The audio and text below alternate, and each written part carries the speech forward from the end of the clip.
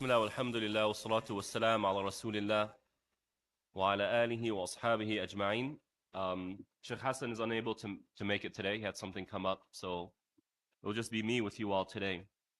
Now, last time we discussed the verse, وَاعْتَصِمُوا بِحَبْلِ اللَّهِ جَمِيعًا. Hold on firm to the rope of Allah subhanahu wa ta'ala.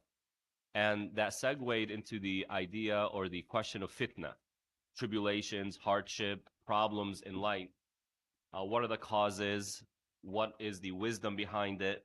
And today I'm just continuing that a little bit further. And I want to zero in on a verse that comes shortly after وَاعْتَصِمُوا بِحَبْلِ اللَّهِ جَمِيعًا, and that is كُنْتُمْ خَيْرَ أُمَّةٍ أُخْرِجَتْ لِلنَّاسِ تَأْمُرُونَ بِالْمَعْرُوفِ وَتَنْهَوْنَ عَنِ الْمُنْكَرِ وَتُؤْمِنُونَ بِاللَّهِ. Right. Allah subhanahu wa ta'ala in this verse says, you are the best nation to be brought forward from all of humanity.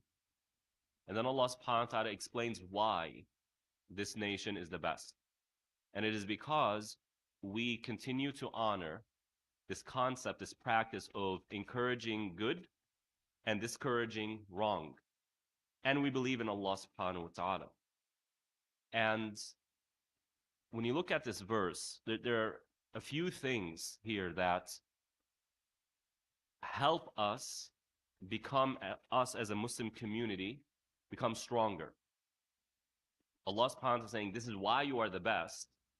And if Muslims don't feel like they're the best, like what we feel now, and I don't mean we don't feel like we're the best in terms of being on the haqq, that tawheed is truth, that Allah is truth, and that the messenger is truth, and the Quran is truth. Of course, every Muslim believes this. But when I say we don't feel like we're the best, what I mean is politically, economically, and all the worldly affairs. We're not. And that is really disheartening to the Muslim individual. And if it gets bad enough, it really causes a person, it can cause a person to question whether Islam is the truth. When I was in Jordan studying, one of the fellow American students, he's a Jamaican brother from Florida.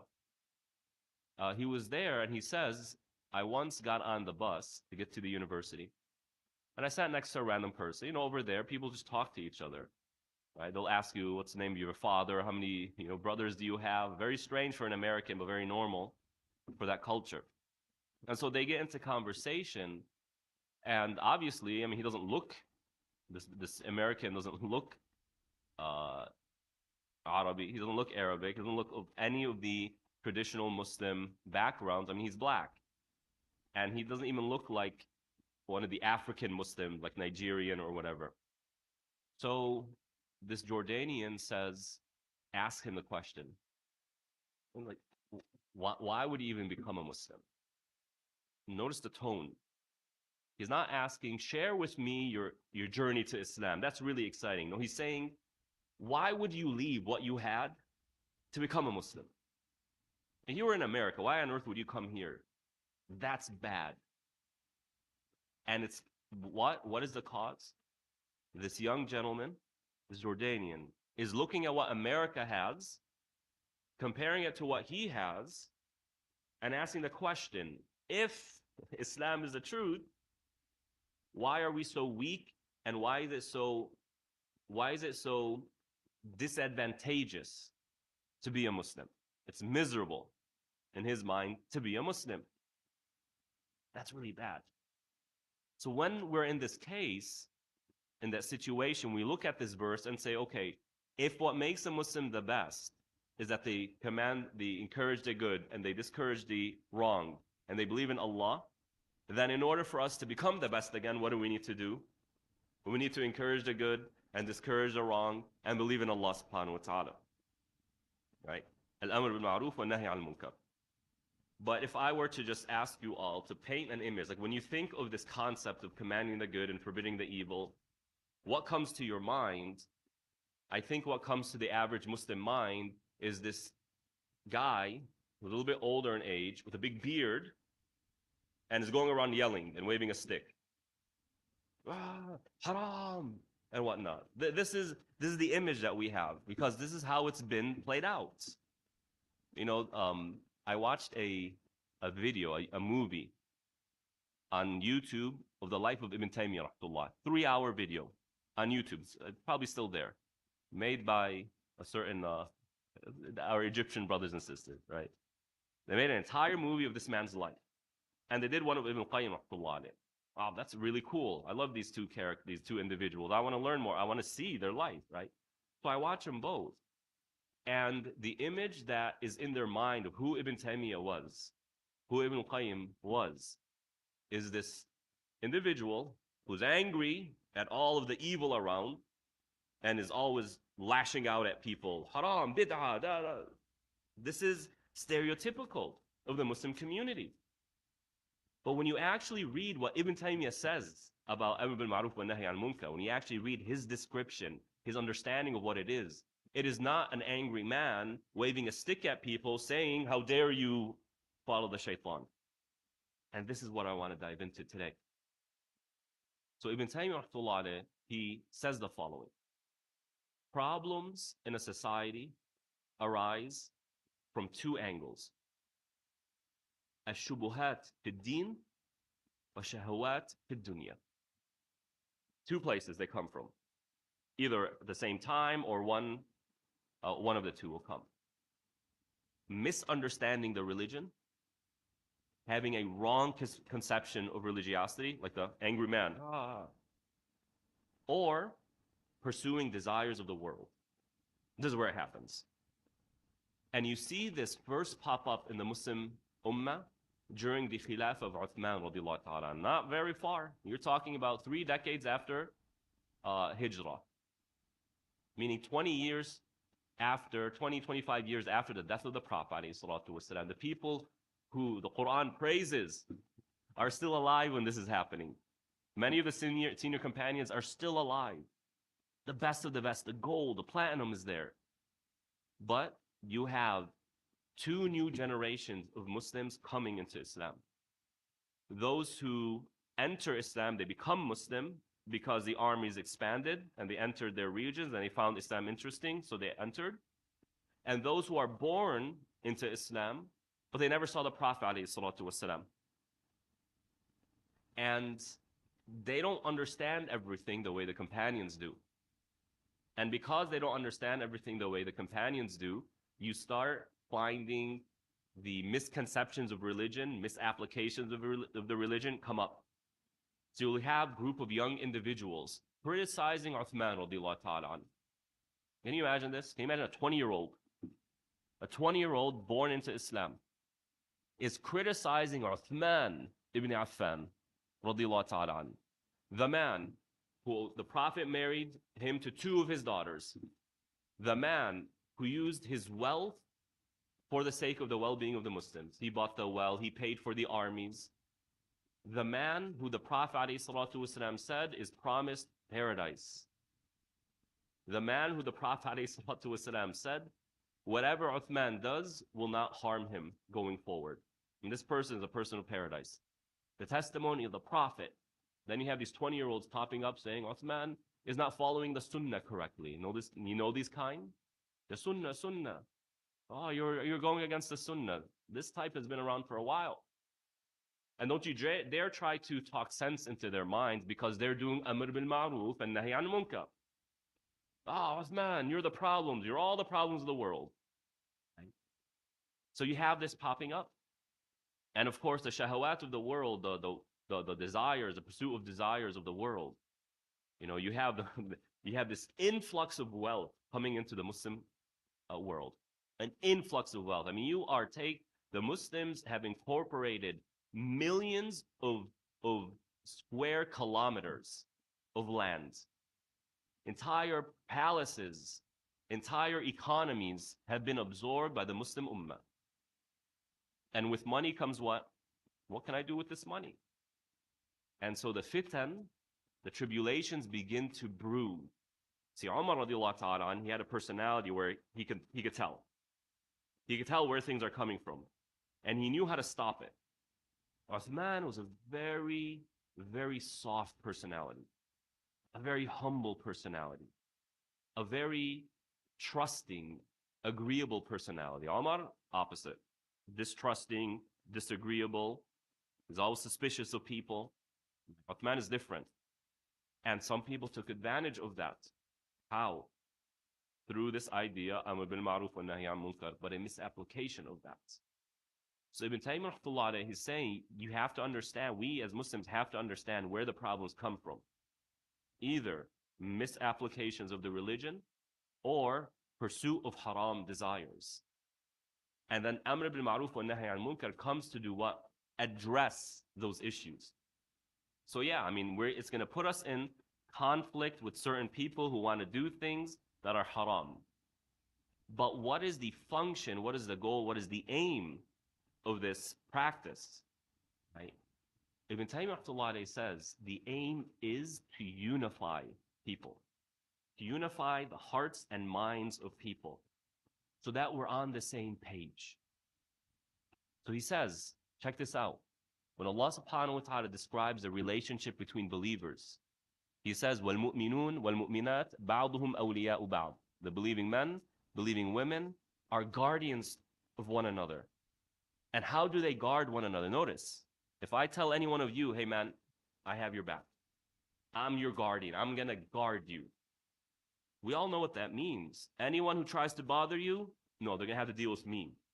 Anything that tries to harm you, I'm going to help you take care of that. Any help that I'm there for you. I'm your guardian. Allah says believers are guardians of one another. Men are guarding women, women are guarding men. And the first thing Allah says they do to fulfill this guardianship is what? يَأْمُرُونَ بِالْمَعْرُوفِ وَيَنْهَوْنَ عَلَى الْمُنكَرِ. They encourage the good and they forbid the evil. So it's not an angry man saying, haram, I'm coming after you. And then when he goes and he lashes out and the other person's like, oh, I'm getting out of here. Ah, yes. زَهَقَ الْبَاطِل. Right? The batil, the falsehood has been destroyed and he's happy. Without ever once thinking, what is that person's reaction to what just happened?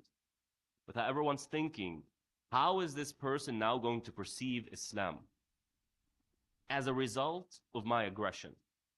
That I am seeing, this person is seeing as nusrat al-haq, assisting the truth. I'm sure you all know a person or two or three who cannot stand Muslims or cannot stand shuyukh or cannot stand going to the masjid because they had a bad experience with a Muslim. And individuals who leave Islam, the most common reason is because of the behaviors of Muslims. Amr bil Ma'ruf wa Nahy an Munkar has nothing to do with the way we have grown up seeing it. Not the angry old man waving a stick, but rather it is, I love you so much. I want you to be in paradise. And I can help myself get to paradise and raise my ranks in paradise by helping you. And the way I help you and how I help you is preventing the problems of fitan from entering your life. And as we just mentioned, where do the fitan come? From misapplication of the religion or doing the haram desires of the world. I got to guard you. And now when this is the perception of Amr bil Ma'ruf wa Nahy an Munkar, I need to guard you, I want to help you, I want to get you to paradise. It's no longer an idea of anger. I don't need to be mad to do it. What do I need instead? I need to love you. I need to love you. Because if I don't love you, I could care less where you end up in front of Allah subhanahu wa ta'ala. Hellfire, Jannah, Nar, I could care less about you. But if I love you, then it bothers me to think of you standing in front of hellfire, being dragged by the angels, and then tossed into it. That bothers me. So when you look at the prophets, والسلام, why their status is higher than the average human being, it is because they did what they did out of love of Allah's creation, wanting them to get to paradise. And so they would take the bullying. They would turn up, they wouldn't respond to ignorant comments. They would be patient with their people. Why? Because they loved their people so much, they wanted them to get to paradise no matter the cost. That's amr bil ma'ruf wa nahy al munkar. Because who are the real role models of this concept? The prophets. The prophets never went around angrily waving a stick, ah, how dare you, and this and that. They spoke with conciseness. They spoke with love. They spoke with intent and meaning. And nobody sat with the Prophet ﷺ, no friend, enemy, neutral, except they left that conversation feeling better, more positive of Islam and the Prophet. Even the enemies. That's miraculous right there. But it's doable by the human being. This is Amr bil Ma'ruf wa Nahy al Munkar. Right? So, كنتم خير أمة أخرجت للناس. We want to be strong. It starts with this. You are the best nation. You are the best nation. You are, have been, and will continue to be the best nation. So anybody who goes around saying Muslims are so bad, we Muslims, we're always doing this, they're always speaking negatively of Muslims, they're part of the problem. As the Prophet ﷺ says, من قال هلك الناس فهو أهلكهم. The one who goes about saying, people are ruined, this is so bad, we're done, like what you hear always on YouTube about America. We're done, it's over. Each side, the right and the left, are saying the same thing. If Trump is elected, we're done, it's over. Democracy is dead.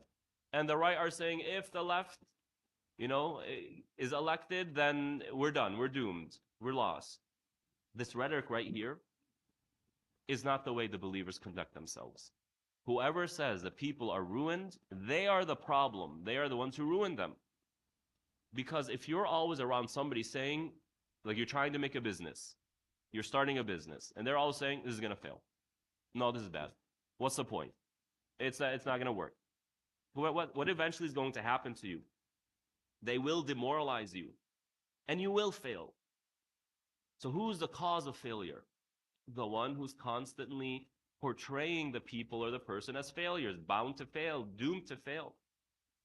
So one of the best ways of doing Amr bil Ma'ruf and Nahy al Munkar is to let people be proud of being a Muslim. Recently in the khutbah, I gave it here and I gave it somewhere else. I mentioned how Muslims should be very optimistic for American Muslims, be very optimistic for what's to come. And I'll prove it. This isn't just, be happy and be optimistic and everything will work out. No. I will prove to you that Muslims have reason to believe that for us here in America, tomorrow is going to be great for American Muslims. Maybe not all of America, but for American Muslims. And that is because Allah rewards righteous behavior. Didn't the Muslims, when they first came to America, they spent their money to build masajid and schools? Didn't you all do this? Didn't you? So yes, you did this. And when 9/11 happened, did you all run away and stop coming to the masajid? Or did you face that huge threat? You did. And then the war on terror, and they were making us look like demons. Did you still be a Muslim? You still practice and you still dealt with that with patience? You did. And then when Trump came and started saying Muslims this and Muslims that and all the far right, the rise of the far right and white supremacy and whatnot, did that deter you? Or did you take a stance? You did. And when October 7th happened, right, even before that, LGBT and all that nonsense. All right, you're at work, you have to wear a mask, that's the rainbow. You all took a stance. The Muslim community did not waver in terms of their belief on this issue. And then October 7th happened, and the same thing, the Muslims, and after the Muslims, and fire the Muslims, and all this stuff. Did you all not stand for Palestine? Forget about what the results are, but did you not take that stance? Do you think Allah is not going to reward that?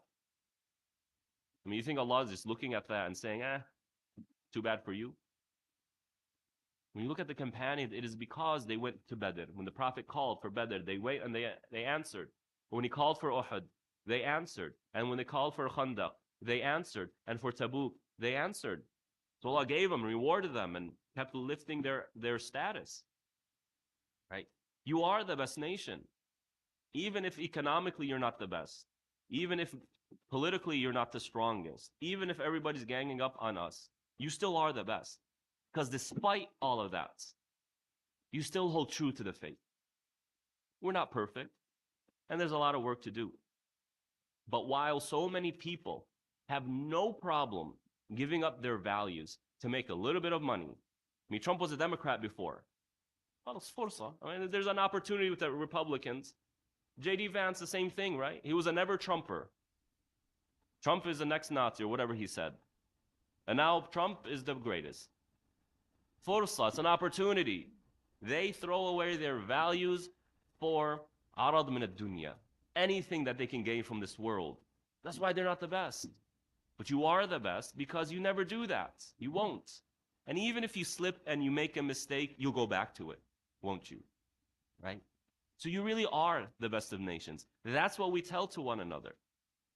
That's how we present ourselves to one another. We encourage. Isn't that somebody you want to be around? It says, hey, man, you have a lot to be proud of as a Muslim. That means good is to come. And there are other Muslim countries who didn't say squat. Nothing. Right? But you all did. Even though you're in the belly of the beast, so to speak. And that didn't deter you.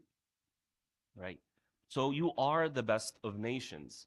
And part of reestablishing the strength of the Muslims that we know we have is by making people feel proud of what they have done and what they are doing and foreshadowing what we will do. We've only gotten stronger over the past 20 years. We've only gotten more effective. We've only gotten more loving of one another. Yeah, it's come at a price, right? But the results are there. Alhamdulillahi Rabbil Alameen. This is how the Prophet ﷺ would command good and forbid evil. This is how he won the hearts of people. Not by waving a stick and saying, rather by looking at people and showing them, man, there's a lot of value in you, and Islam will make you better. Like Imran ibn Husayn, radiallahu ta'ala an, before becoming a believer. He came to the Prophet and he was yelling at the Prophet. You are causing problems. You are causing children to rebel against their parents. And before you came, we were all good. And he's just blasting the Prophet, والسلام, the Prophet sitting there. And Imran just goes off and keeps going. Prophet doesn't get angry. He doesn't even flinch. He doesn't say, stop. And the other companions don't come and start beating him up. Prophet just sat there silently, patiently. And when Imran finished, the Prophet said, Imran, are you done? He said, yes. The Prophet didn't even reflect or mention anything about what he just said. He said, Imran, how many gods do you worship? Imran said, 7 on earth and 1 in the sky.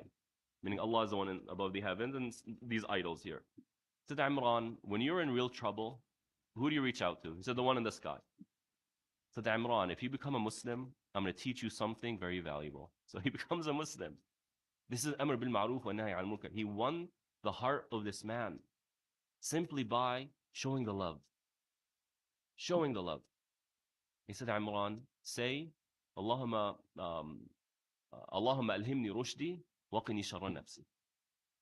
This short dua, very powerful dua, I say it in my tashahhud every single salah.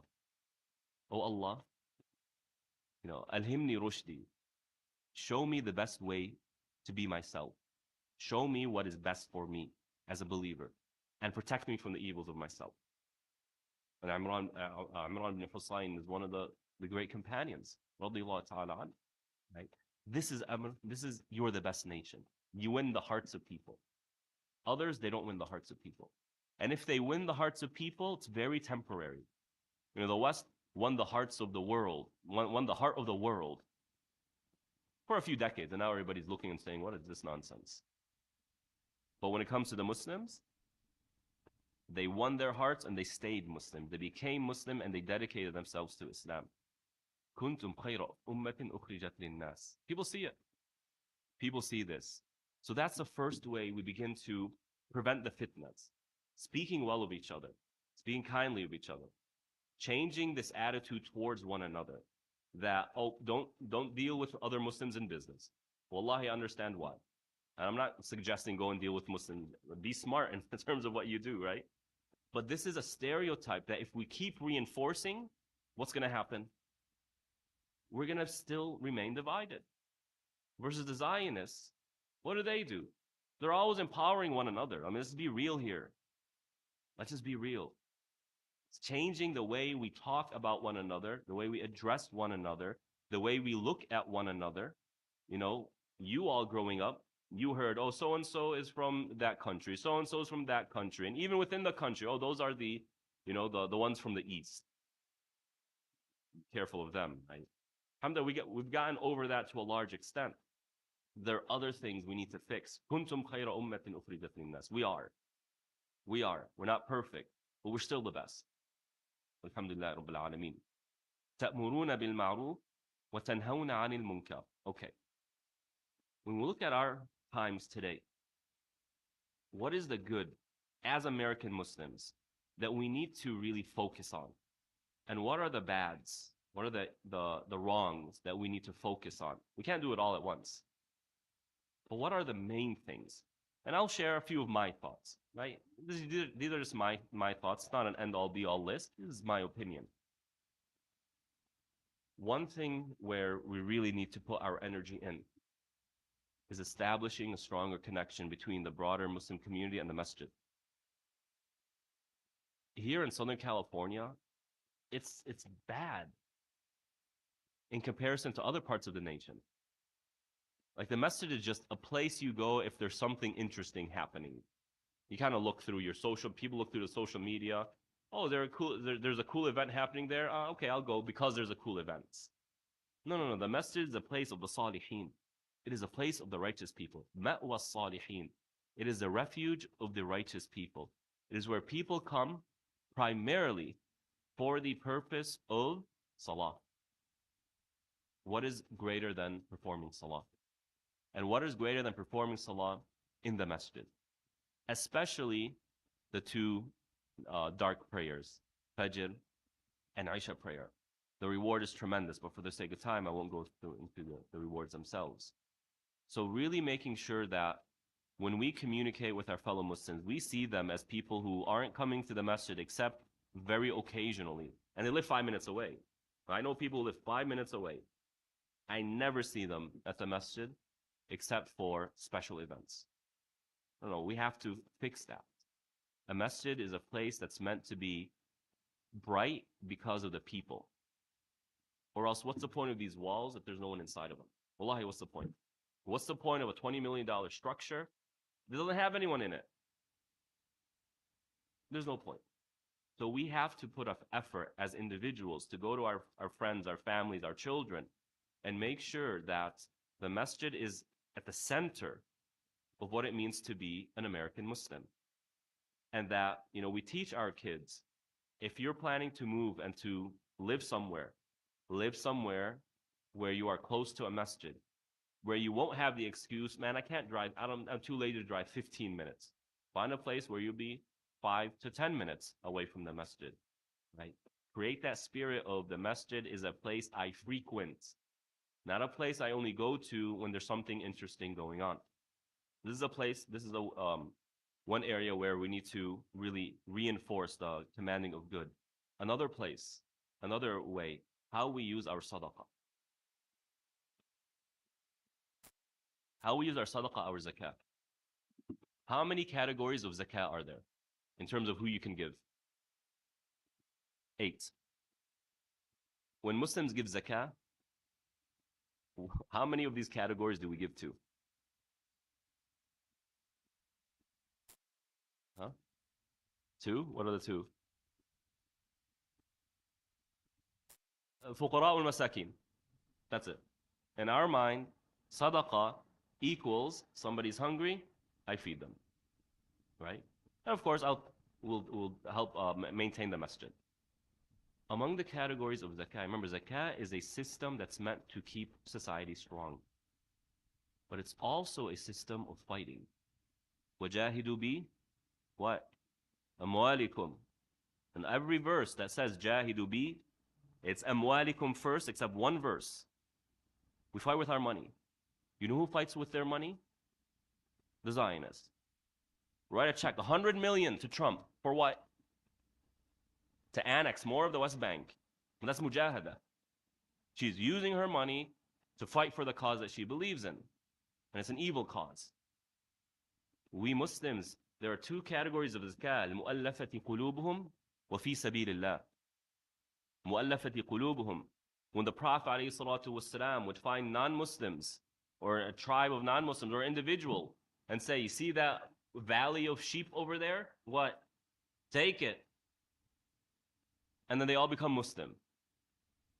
هذا الرجل يعطي عطاء من لا يخشى الفقر. He goes to his people and say, believe in this man. He gives money the way a person who's not afraid of poverty gives. He won their hearts. Today we call that lobbying. Now I'm in no way suggesting Muslims should create an APAC. That's tyranny right there. That's not what we want. But the idea is, while Muslims are screaming and yelling and protesting in the streets, the pro-Zionists are going to the offices of the elected officials and writing them checks. And then we wonder why these elected officials never take our side. They don't have values. They value whoever's paying them. Right? We know this by now. But you are performing what? You're doing amr bil ma'ruf wa nahy an munkar with your money. When we have a problem, let's say there's a problem of, for example, drug addiction, for example. Okay, we need to fight that. People are fighting to get drugs to your kids. There are gangs, mafias set up to get drugs to your kids. That needs to be fought. And we fight them by putting our money to create institutions that will fight back. LGBT, they have an entire agenda. 30-year plan. This isn't private stuff. There's literally a book called After the Ball that lays out their long-term plan to convince your children that all this stuff is true.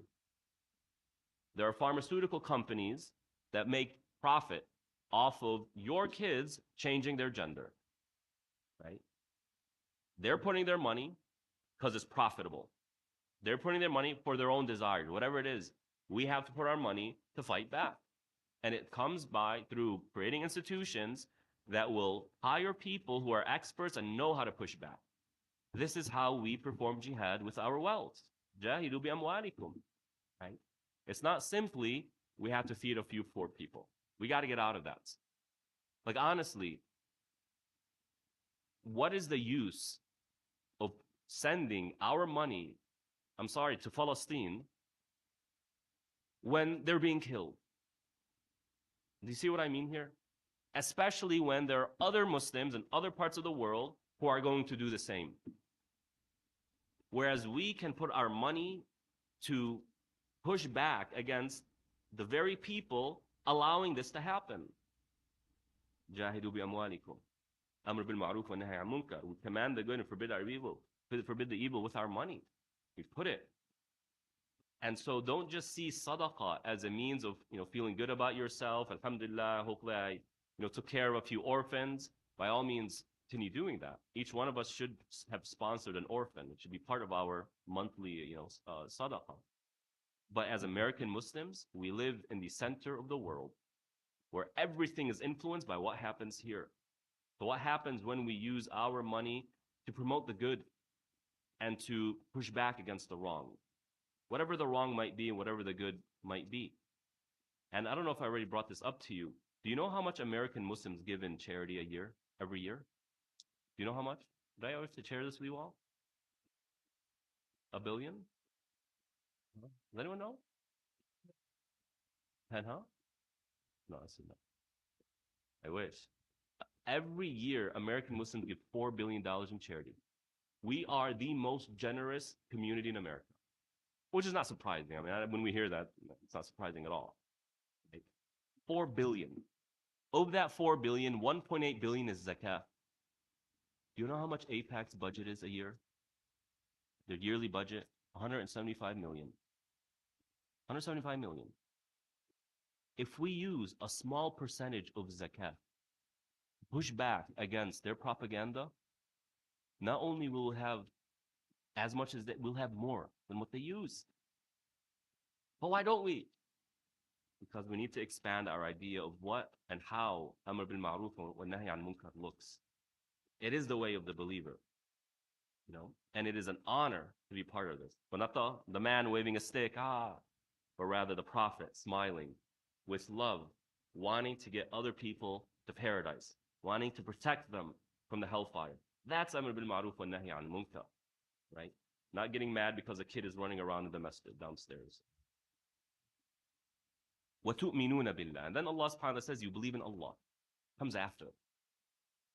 And we all know that Tawheed is the pillar of Iman.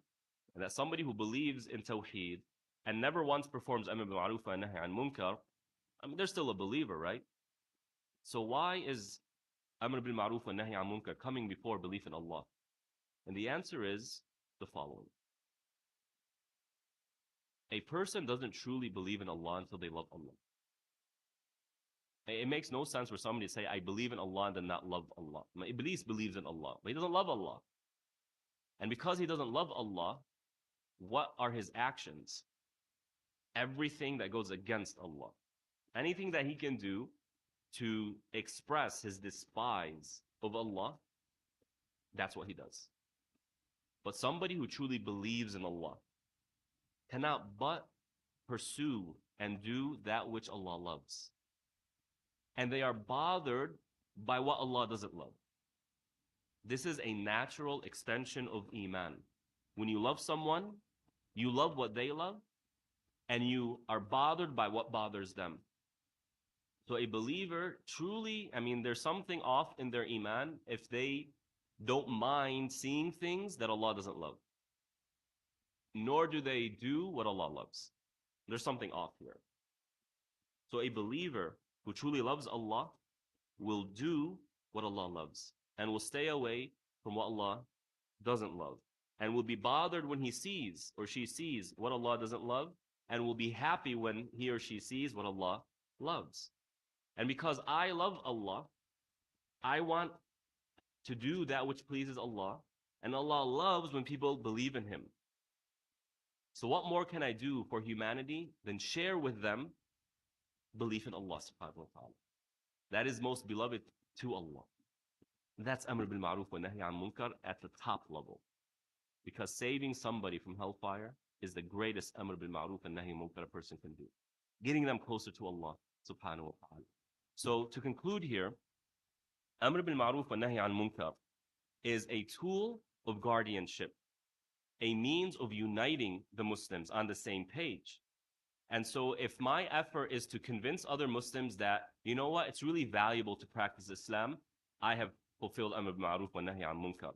Versus somebody who goes and screams at them, making that other Muslim value Islam less, I haven't fulfilled Amr bil Ma'ruf wa Nahy an Munkar. Right? So it's a tool of uniting the believers and a tool of succeeding as believers. And Allah says, وَلَوْ آمَنَ أَهْلُ الْكِتَابِ لَكَانَ خَيْرًا لَهُمْ. Allah gives us the alternative. When people who claim to believe don't perform Amr bil Ma'ruf wa Nahy an Munkar, Christians, Jesus died for your sin. The rest it doesn't matter. There's no Amr bil Ma'ruf wa Nahy an Munkar. And then, a portion of the rabbis, not all, but a portion of the rabbis, they see all the atrocities and they justify it. They don't do Amr bil Ma'ruf wa Nahy an Munkar. That's the result of not performing this correctly. It is deviation from religion, and it is chaos and mischief on earth. So we ask Allah subhanahu wa ta'ala to make us among al-amirin bil ma'ruf wa nahiyin al munkar. Wa sallallahu ala nabiyyina Muhammad wa ala alihi wa sahbihi ajma'in. Amen.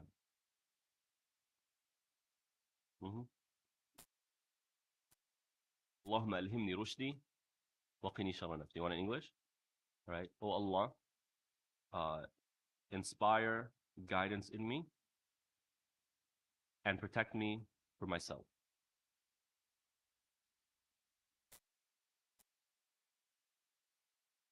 Yeah, you could say that as well.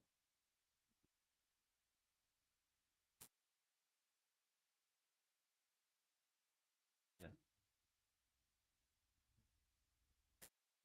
Amr bil ma'ruf. Amr bil ma'ruf wa nahi an al munkar.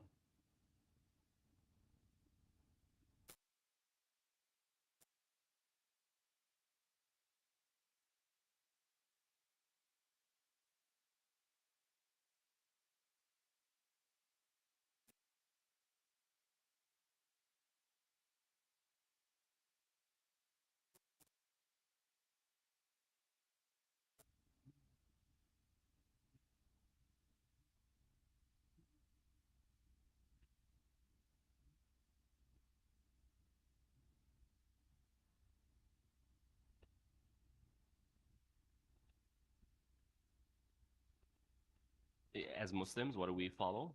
No, morality is defined by Allah and His Messenger.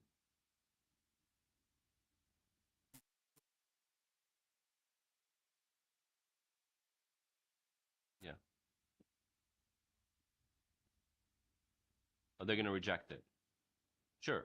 Um, but all of it is logical because Allah only does that which is logical. So for a Muslim talking to a non-Muslim, obviously they can't say God says so. I mean, they don't believe in your God, or they don't believe in God at all, or they don't care about Him. So you have to present it in a way that is closer to their language, like science or whatever. But that's perfectly fine.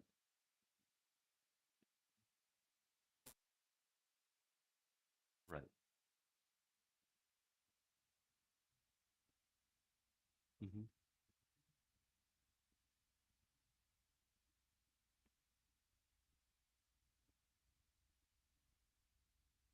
Anyone who says what's going on in Palestine is good is, let's quote Mahdi Hassan, is a sociopath. Like, what is that nonsense? There's no argument to justify that. Jazakumullah khair.